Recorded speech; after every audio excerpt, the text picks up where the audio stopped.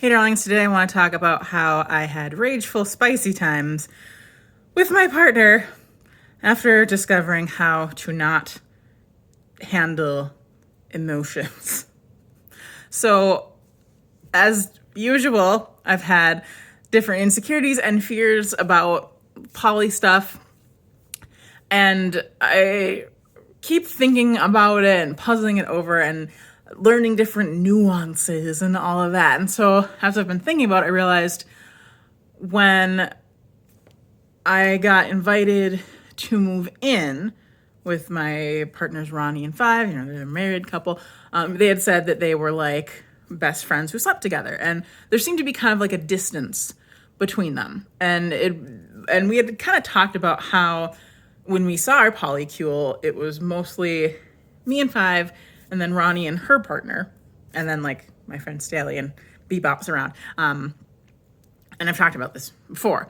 And we'd all have like love and affection for each other, and we might all be partners in some sort of way or shape, but we'd have these two core couples. And I was thinking, that sounds great. That sounds kind of like poly light a little bit, because I don't think I'm in a place that I could at all handle like relationship anarchy, or when people are just dating all sorts of people and they have these really big, awesome, strong, just tons and tons of relationships.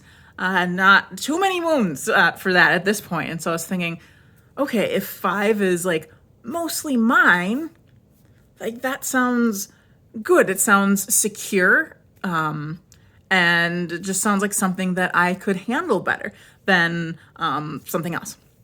But as time went on, the relationship has gotten stronger, gotten more connected, gotten more affectionate. And I found out that when I moved in, Ronnie had like purposely kind of stepped back a little bit to give Five and me space to kind of figure everything out.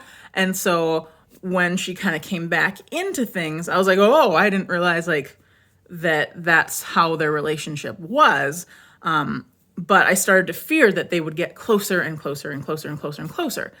And I realize that doesn't mean anything bad. Like, it doesn't take away from the relationship I have with Five. And I know that love is not finite. Obviously, that's why polyamory is a thing. You don't have one kid and then have another and say, oh, sorry, all my love got used up on this kid, so you're hosed.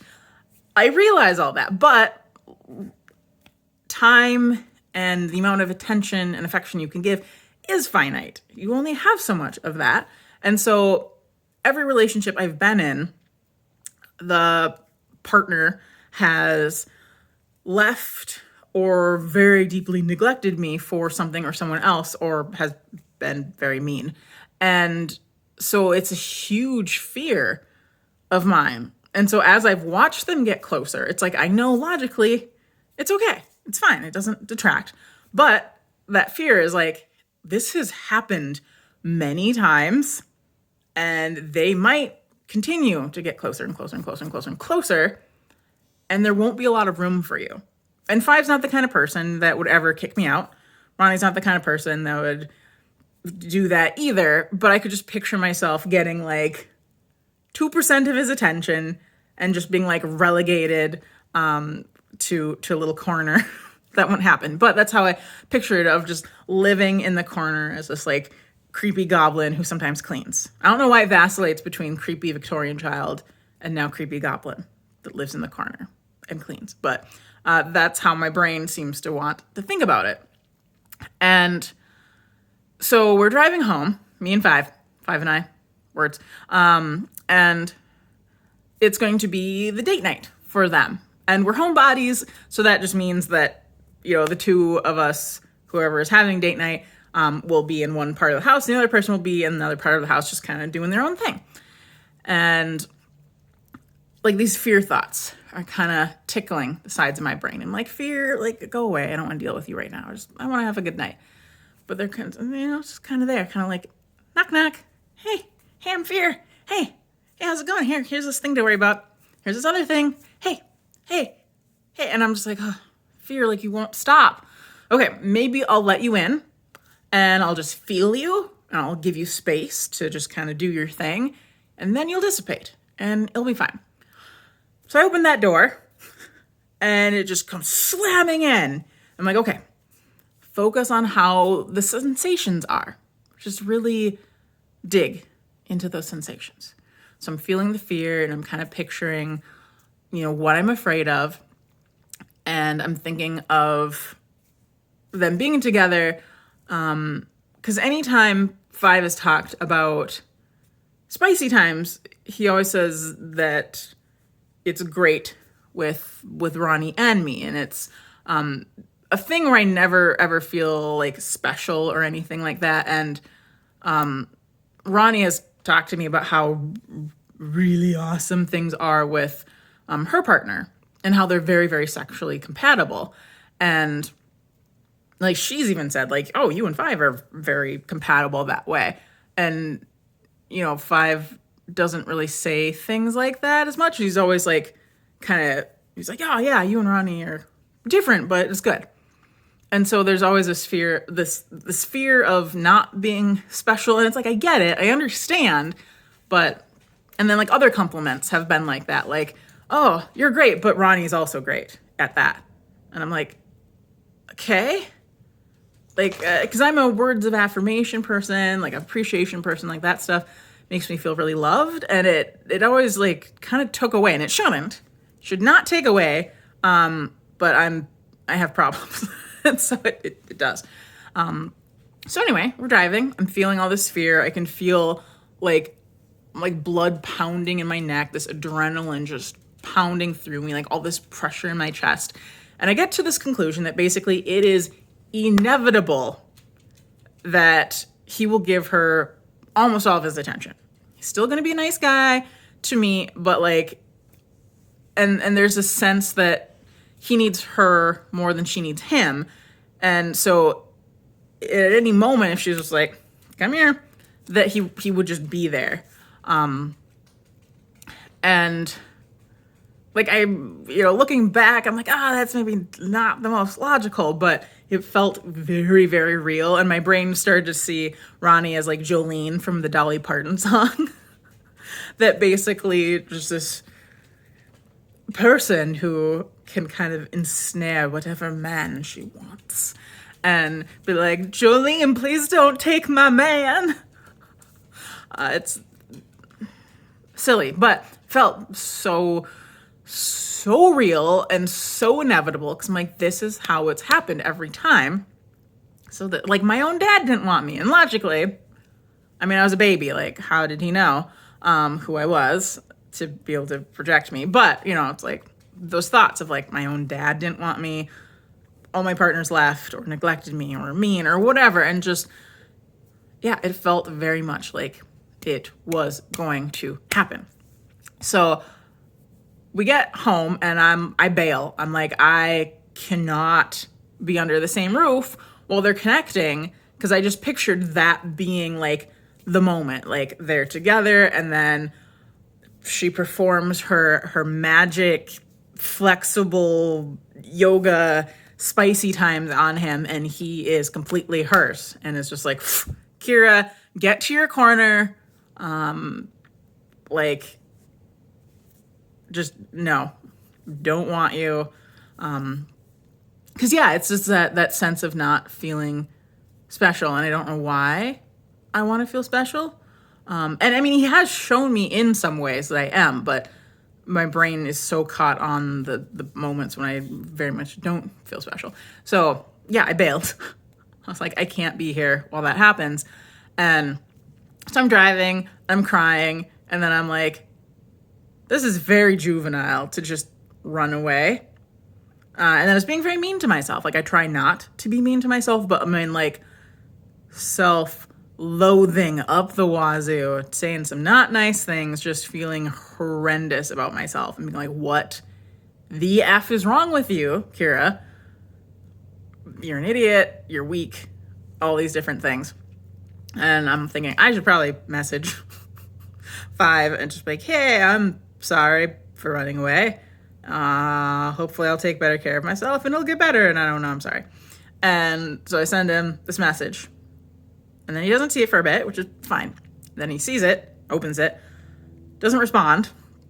for 4 minutes. Those 4 minutes felt very long because I was thinking he's done. He's just like, oh, ew, psycho, bye, and not a fun time. And then kind of offers some reassurances. And then I'm like, I don't know what to do because I'm still having a hard time too because, I think I did a video. I never remember what videos I do. But I think I talked about how he was saying, the stress of me moving in, and didn't mean it in a mean way, but just my brain just kept getting caught on that of like, me moving in is stressful. Me moving in is stressful. And so I was like, I don't even know if he's going to want me there, especially if I'm being crazy. And so the only thing he said is, you can come home. And I'm like, oh, that doesn't mean you want me to. But I'm thinking I need to face my fears. I need to not be a coward and run away. And then at the same time, I'd been talking to my friend Stallion and just saying, everyone leaves. And then Stallion's trying to talk me down and being very sweet. And I'm just like, sorry, I suck at life. But yeah, so I go back. I sneak into the basement and I sit there very quietly and cry. And then my dogs are being very annoying because they want to go upstairs. And I'm like, I don't know what's going on up there. I don't want to be up there. And then 5 comes to say hi and we chat a tiny bit. And he goes back up to have his time with Ronnie. And I'm just in there, just in the basement. I'm like, I really shouldn't cry for like 2 or 3 hours. That never feels great after. Usually there's a headache and I don't feel good. I'm very dehydrated. And so after some more crying and hating myself, I start working out because I'm thinking, okay, what can I do to make myself feel better? I can take care of myself. Because I used to be really, really strict about my self-care and my workouts and eating well and just doing all the things I'm supposed to do. And I hadn't. So I'm like, okay, I better work out. I better stretch. I better foam roll. So I start doing that and I get through some of it and like doing kettlebell swings, like just crazy. Because then I start to get kind of mad because I'm thinking this situation was not what I thought it was going to be. And I don't know if I'm suited to handle this. Because again, still feeling like they are going to be this like, just boom, and just I'll get shoved to the corner. And eventually 5 comes down and I talk about my fears and everything and he reassures me. And, I was talking about, the fears about the spicy times and stuff. And then he goes, yeah, I love having spicy times with Ronnie. It is hot. It is awesome. I think I'm foam rolling or something at this point, and I'm thinking, the F did you just say? After I've been like crying in the basement for a very long time. Like, excuse me. I don't know where you're going with this, but I don't feel like it's helpful in the slightest. And so and then I start to feel like that I'm just going to fall apart because I'm not in a good headspace. And so I pull on the more animal side of myself so I can be more primal. And so I just go to that headspace. So it sounds very silly, but kind of like the headspace of a big cat. I picture a melanistic jaguar, like a black panther. Anyway, it's silly. You don't need to know that. And that part is mad. Like, that part doesn't feel sad very often. That part is just like, excuse me, as well. It's mad. It's like, not the happiest. And because I had kind of pictured him as this type of mate. A group of jaguars is called a prowl. So I pictured him as prowl mate. And it's just like, this is not mate anymore. We are mate. Like, I am a mate. Like the Lizzo song, like, I'm my own soulmate. And it's just like, screw this noise. And then he goes on to say that he has a good time with me and he's excited to explore and all these different things. And I'm thinking, like, the compliments before it literally is worse than just not getting a compliment. which it should, like, I want to be the kind of person that's really happy that he has a great spicy time life with Ronnie. Like, I mean, that is a good thing. You want that. Like, I want to be full of compersion and be like, oh, awesome. In that headspace, absolutely not. In that headspace, I was just like, rage.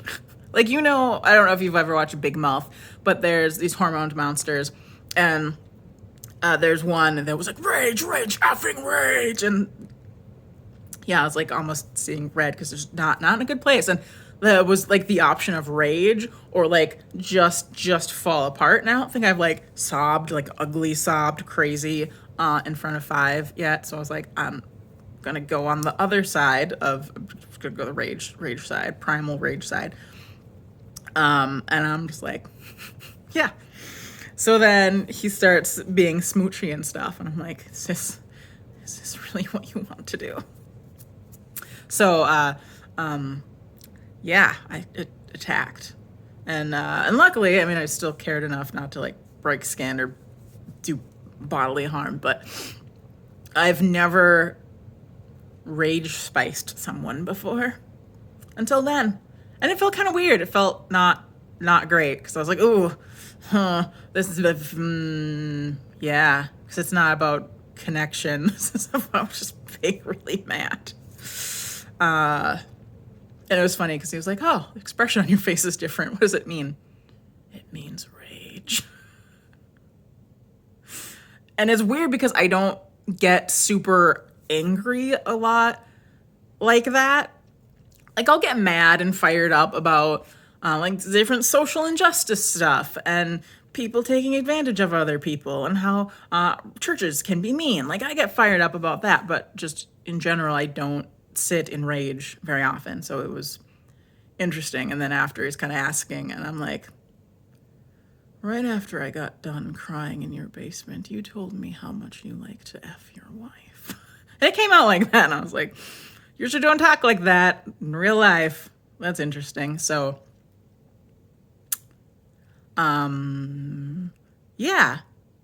I don't know. Things have been interesting. This is really long. I'm feeling a little better. I want to figure out healing a lot of these wounds and figuring out how to get to a point where I love myself a lot and that I know that I'm lovable. And it's weird because there are times when I do feel really lovable, worthy of love. And I'll be like, oh, I'm smart, I'm capable, I'm attractive, I'm talented, I'm funny, I'm good at stuff. Like, if there's something I want to do, like, I get it done. And then there's other times where I feel like a worthless dumpster fire. And I want to feel not like that more often. And get to a point where I don't care what happens and to be able to let in love. Because I'm at this point where I am so worried about my worry that, like, I don't want to be caught off guard. Because that's the thing. It's like I have been caught off guard where it seems like things are really great. Like, I'm getting really connected with someone. Like, oh, amazing. And then it's like, phew, something happens and it is dashed to pieces. And that's a horrendous feeling. And so my brain wants to protect itself from that. It doesn't want to be dashed to pieces. But I want to not live in fear and not tiptoe around and not just be like, oh, the bad things are going to happen. Because part of me feels like figuring out how to pull back would be safer. But it's like, that doesn't feel good either. And so it's figuring out, how do I love but feel safe while doing it? So it's been interesting. And I feel not great at life currently. So I want to work on feeling better about that. And hopefully I will. We'll see. Okay, bye.